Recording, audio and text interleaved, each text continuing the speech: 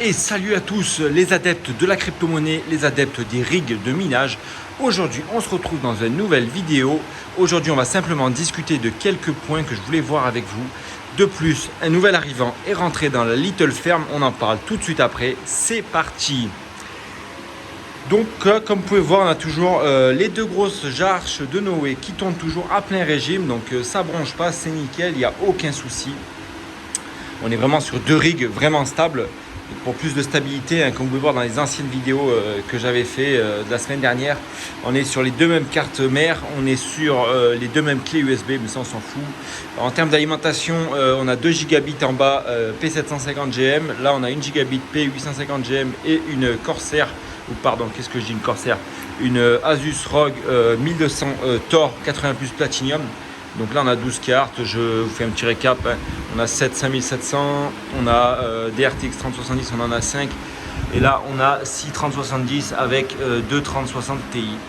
Ok, donc ceux-là se tournent très très bien, ce sont tous les deux sur de l'Ethereum. On est à peu près à 1150 MH quotidien. Voilà, je mine actuellement sur TwoMiner, la pool, et je suis avec le système d'exploitation sous Hive OS.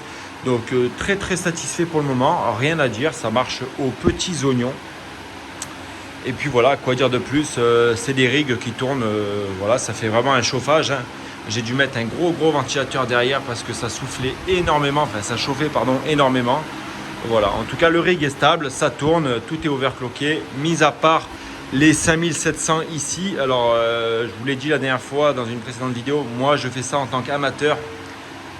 Je commence tout juste le minage de crypto-monnaie, donc ça va faire maintenant 2 ou 3 mois. Je ne me suis pas encore renseigné sur le BIOS mode, mais si par contre quelqu'un d'entre vous a déjà BIOS modé ses cartes, il doit en avoir pas mal bien sûr, hein, mais voilà, vous devez me prendre pour un noob certainement. Mais voilà, je sais que c'est assez facile à faire, je ne l'ai jamais fait encore, donc voilà, je préfère pas faire de conneries. Si une âme charitable se propose de m'aider à BIOS modder les cartes, je vous laisse le snap dans la description et je vous laisse me contacter directement. Et comme ça, on voit ça ensemble, on pourra s'appeler, ça sera plus facile. Donc voilà, ça c'était le petit point que je voulais voir avec vous, l'équipe. Ensuite, l'autre petit point, il y en a beaucoup qui me demandent, qui viennent sur Snap pour avoir des modèles comme ça. Parce que moi, je travaille avec un fournisseur en Chine, du coup, qui peut m'avoir des RX 5700 comme ça. Donc c'est les modèles Founders Edition. Vous pouvez voir ici, hein, avec un seul ventilateur, comme les modèles Blower de chez Nvidia, qui chauffent vraiment pas, qui sont vraiment très stables. Les cartes sont neuves et voilà, sont garanties 2 ans et tout ce qu'il faut. Donc si ça vous intéresse, n'hésitez pas à me contacter via Snapchat toujours. Et puis je vous explique la procédure à faire pour pouvoir commander et pour les recevoir le plus rapidement chez vous. Il y a déjà quelques-uns d'entre vous qui m'ont fait confiance et qui ont reçu leurs 5700. Donc voilà, si vous voulez, n'hésitez pas, c'est des très belles opportunités. Parce que là, à savoir qu'une 3070 comme ça coûte à peu près dans les 900-950 euros, aux alentours des 60 mH pour quelque chose de stable. Et là, sans BIOS mode, on est à 50 mH pour aux alentours des 789 à 800 euros. Voilà, à savoir plus vous prenez de quantité avec le fournisseur, meilleur sera le prix.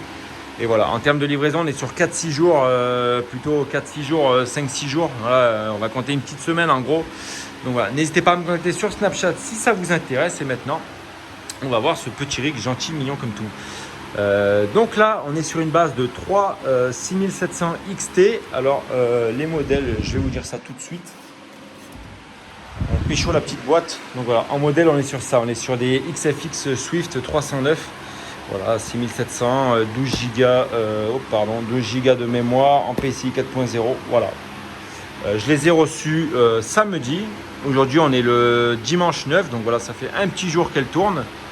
Voilà, quoi dire de plus, je les ai toujours pas overclockés pour le moment avec MSI Afterburner. J'ai juste baissé un peu la power limit et puis voilà, elle tourne sur NiceHash actuellement. Vous pouvez voir la petite config sympathique. Voilà, on est sur une petite carte mère chinoise de minage avec un petit Pentium 3220, un petit SSD 240 et une petite Alim P750GM. Voilà, c'est vraiment le test, hein. Vous connaissez, à chaque fois je teste les cartes une semaine, 2 semaines pour vraiment voir s'il n'y a pas de problème, si elle ne plante pas, s'il n'y a pas de défaut de la carte avant de les balancer sur un gros rig comme ça. Parce que le problème, si vous mettez des nouvelles cartes qui ont toujours pas tourné, vous ne savez pas si elles ont tourné, vous ne savez pas si elles marchent correctement. Il y a des cartes qui sont sorties avec des défauts d'usine.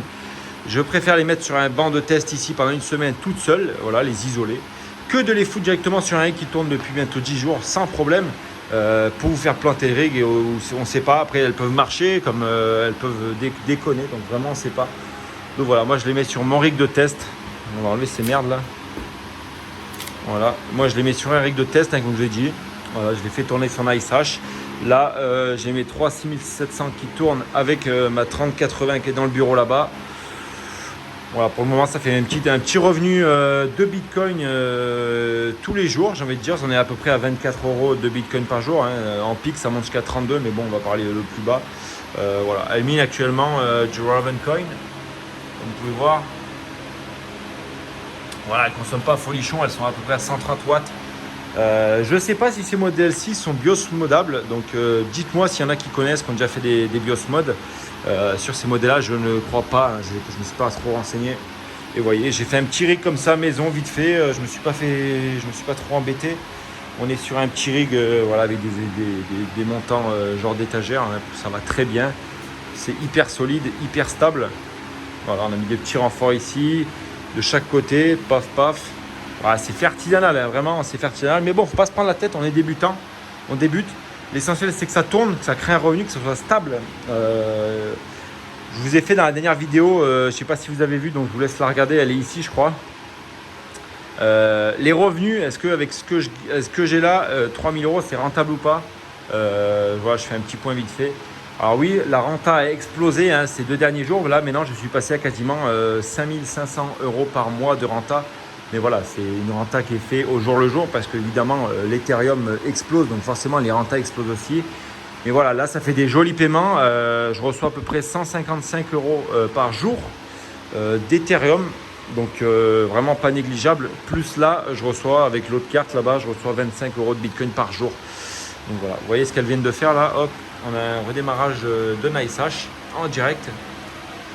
Donc je sais pas. Hop là, ça repart encore.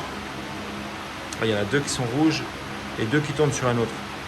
On va voir si ça se repart sur tout un seul algorithme parce que là c'est un peu compliqué.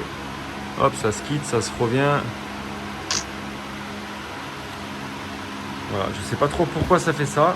Si quelqu'un le sait pourquoi ça fait ça, sur les 3 cartes, il n'y en a que 2 qui se mettent sur un algorithme et l'autre, voilà, ça repart sur un seul algorithme. Ah voilà, nickel. Donc ça a l'air d'être normal. Hein. On va pas chercher plus.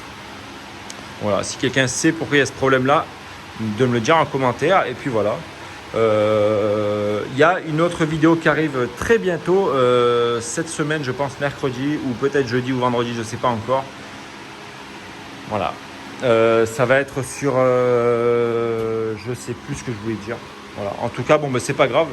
En tout cas, si vous avez des questions sur tous ces rigs-là, si vous avez des questions sur le minage en général, comment faire son premier rig, est-ce qu'une vidéo pourrait vous intéresser sur comment fabriquer son premier rig, quels composants choisir par exemple, quelle alimentation choisir, ça reste des composants bien sûr, quelle structure faire, est-ce que c'est mieux de l'acheter, de la faire? Donc voilà, est-ce que c'est mieux de miner sur un OS spécial minage ou sur Windows? Voilà, toutes ces questions-là, il y a beaucoup de débutants qui se les posent. Moi-même, je me les suis posé en tant que débutant.